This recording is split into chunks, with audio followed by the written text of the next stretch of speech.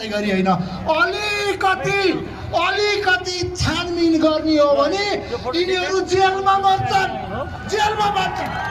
मेरो पार्टी सभापतिलाई जस्तै गरी होइन, अलिकति प्रक्रियामा ल्याउने हो भने सदनमा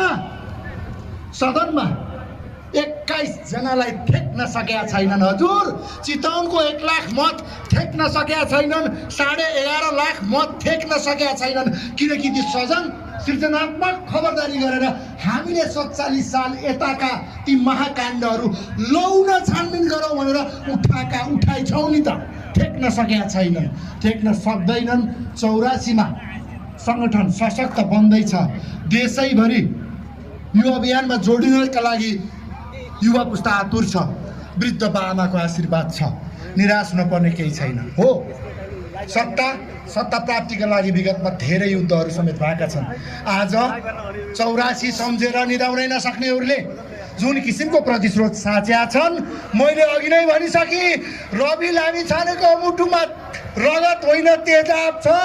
जब धुलो टकटक्याएर रवि लामिछाने उठ्नुहुन्छ, यिनीहरू गल्नेछन्।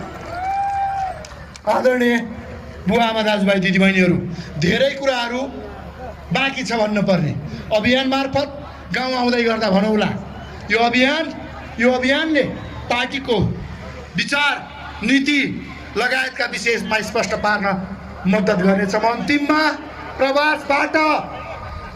प्रवासबाट हामीलाई हेरिरहनु हुने, प्रवासमा आफ्नो पाखुरा बजारिरहनुभएका, श्रम गरिरहनुभएका, पसिना बगाइरहनुभएका ती मेरा प्रिय युवा दाजुभाइ दिदीबहिनीहरूलाई